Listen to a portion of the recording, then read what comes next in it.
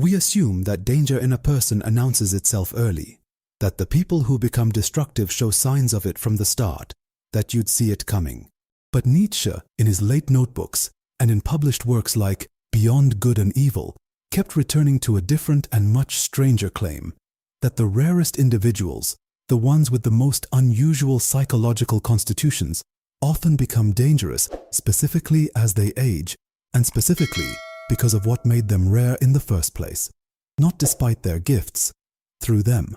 This wasn't a moral warning, it was closer to a diagnosis. To understand what Nietzsche meant, you have to look at how he was actually working. He wasn't running experiments, there were none to run in the 1880s for this kind of claim. He was doing something closer to comparative case study, drawing on his reading of historical figures, his observations of artists and thinkers he knew personally, and his own deteriorating health, which gave him a strange vantage point on what extreme psychological pressure does to a person over decades. His method was closer to what a modern psychologist might call longitudinal pattern matching across biographies. Informal, but not random. He was looking for a repeating shape. The shape he kept finding involved people who, early in life, had an unusual capacity, heightened sensitivity, intellectual independence, an ability to see through social conventions that others took for granted. These are not common traits. If you think about the distribution of any psychological capacity, independence of judgment, resistance to social conformity, the people sitting far out on the tail of that curve might represent something like 1 or 2% of a population. Nietzsche's claim was that this small group faced a developmental trajectory fundamentally different from everyone else's, and that the difference compounded with time. Here's where it breaks the standard model, both the one common in his era and much of what came after. The conventional assumption then and now is that exceptional early capacities are simply an asset. The gifted child becomes the accomplished adult. Sensitivity refines into wisdom. Independence matures into leadership. Developmental psychology has generally modeled growth as additive. You keep what you had and build on it. Nietzsche's claim was the opposite.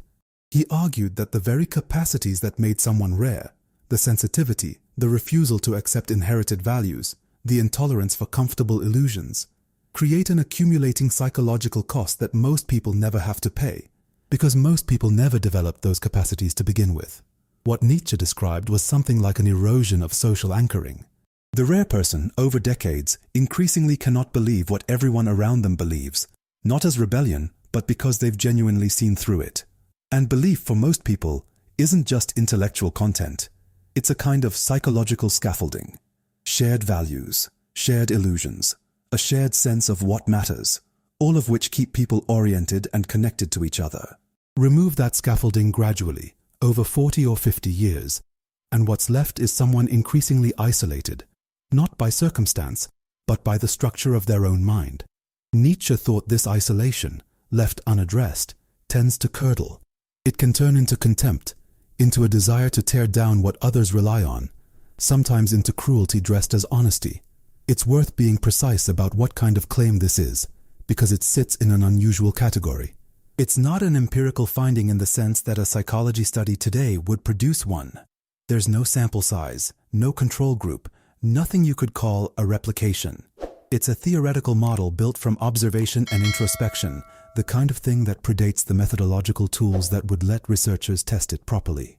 So when modern psychology engages with this idea at all, it tends to do so indirectly, through adjacent and better supported research. One adjacent line of evidence comes from research on social isolation and cognitive decline.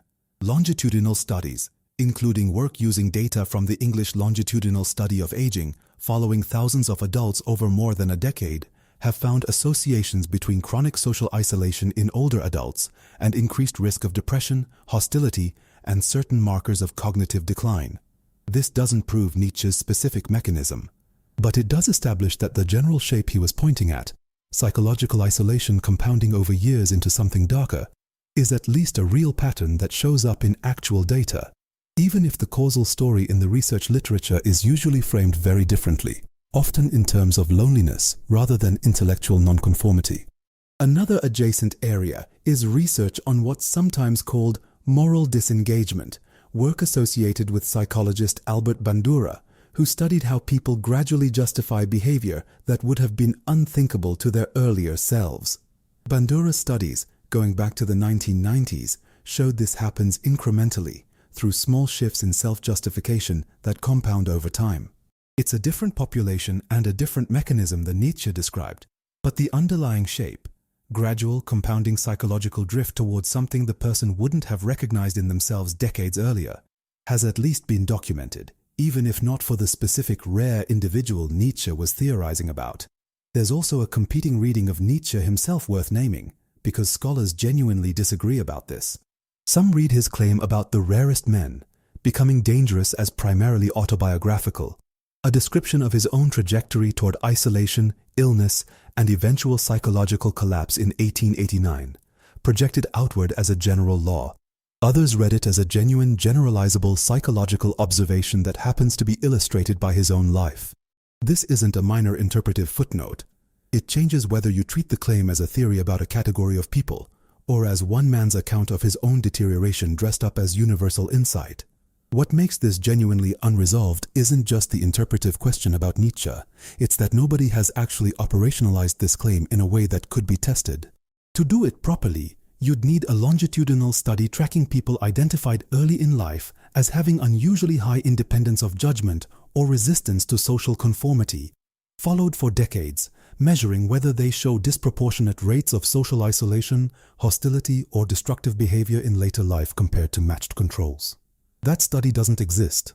The closest analogues, research on gifted populations, on social isolation, on moral disengagement, each capture a fragment of the claim without ever assembling the whole picture Nietzsche was describing.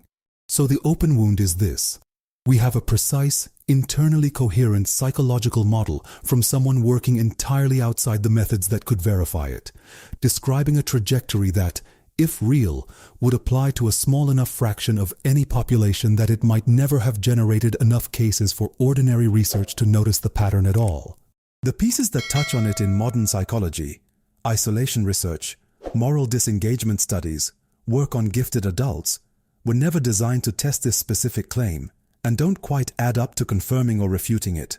Whether rarity itself, sustained over a lifetime, actually produces this kind of late-life psychological erosion remains exactly where Nietzsche left it, an idea, carefully observed, never tested.